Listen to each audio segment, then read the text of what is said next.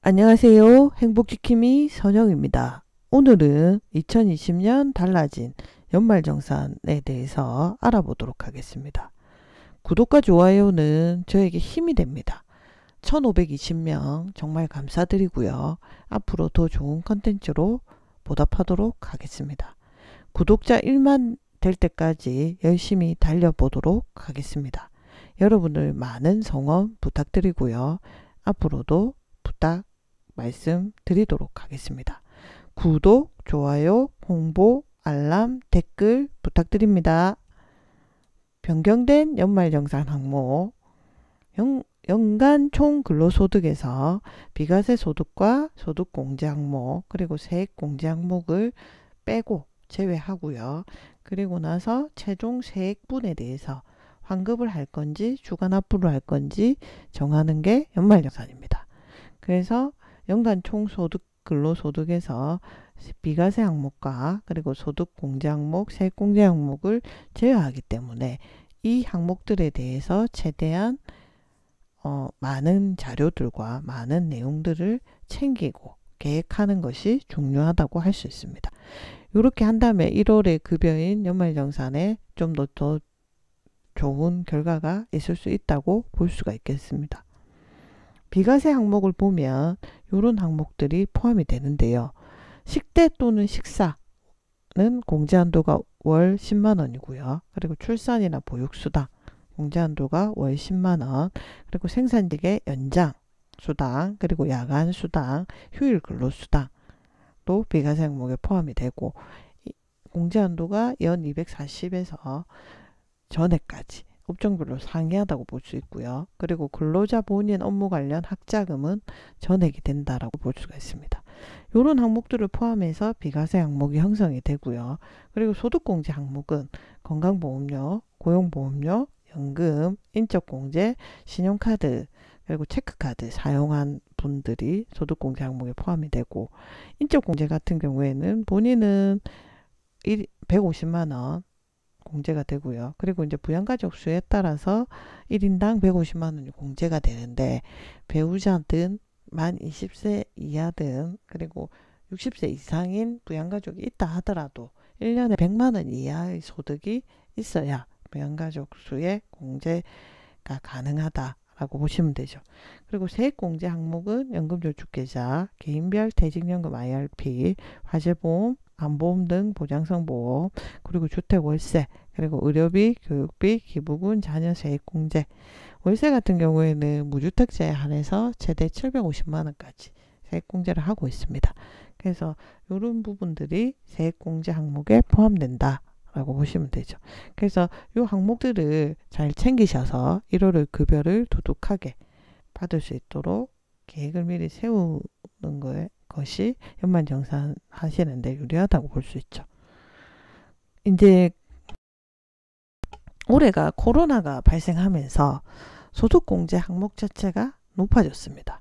원래는 신용카드나 직불이나 선불이나 현금 영수증, 그리고 도서 공연, 박물관 미술관, 그리고 전통시장 대중교통이 이게 원래는 신용카드는 15%, 물론 총 급여의 15% 이상이 되었을 때 15%긴 하지만, 그리고 이제 체크나 현금 영수증은 30%고요. 도서나 공연, 문화 같은 경우에 30%, 그리고 전통시장이나 대중교통이 40%. 이 원래 기본 공제율이죠. 그런데 1월하고 2월, 8월, 12월에는 기본 공제율로 이렇게 적용이 되는데 3월 같은 경우에는 2배로 이렇게 늘었다고 보시면 됩니다. 그래서 15%가 30%, 그리고 30%가 60%, 그리고 40%가 80%로 이렇게 늘었다고 보시면 되죠.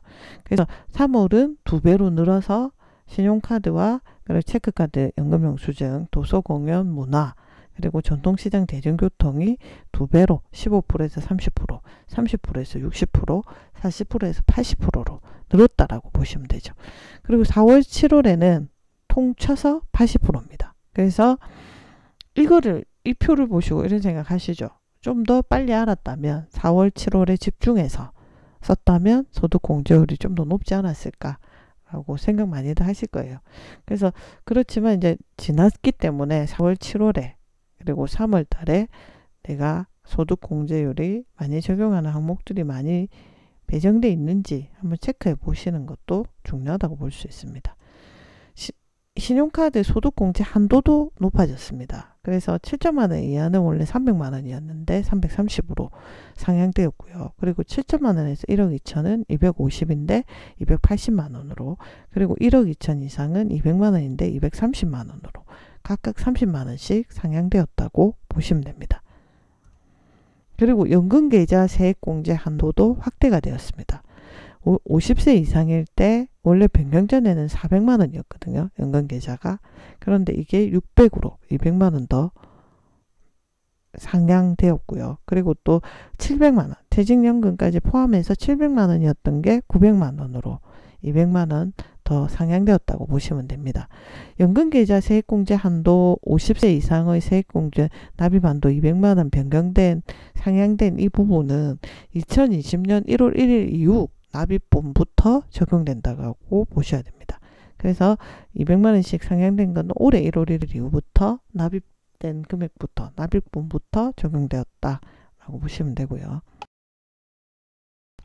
그리고 이제 비과세 신설 및 확대를 보면요. 배우자 출산휴가 급여도 이제 비과세로 인정이 되었습니다. 그래서 이제 배우자 출산휴가 급여 자체가 이 비과세로 인정이 됐는데, 이 인정도 2020년 1월 1일 이후 발생하는 소득분부터 비과세로 인정되었다고 보시면 됩니다. 그리고 이제 생산직 근로자 같은 경우에 아까 연장이라든지 야간이라든지 휴일 근로수당에 대한 비과세 부분이 적용이 되었는데, 거기서 이제 연장 근로수당에 대해서 비과세 요건이 완화됐다. 어떻게 완화됐냐면 직전연도 기준으로 2,500만 원이었던 것이 3,000만 원으로 이하로 완화가 되었고요. 그리고 비과세 월정액급여가 2019년 기속분부터 190만 원에서 210만 원으로 조정되었다라고 보시면 되죠. 그래서 생산직 근로자 연장 근로수당에 대한 비과세 요건 완화도 2020년 1월 1일 이후 발생하는 소득분부터 적용되었다라고 보시면 되죠. 그리고 이제 세액 감면 항목을 보면 해외 주재 내국인 소득세 50%가 감면되었습니다. 그래서 해외 주재 내국인 우수 인력의 국내 복귀를 지원하기 위해서 소득세 감면 항목이 신설이 되었습니다. 그래서 일정 자격 요건을 충족을 하면 5년 동안 소득세를 50% 감면해 준다고 보시면 되죠.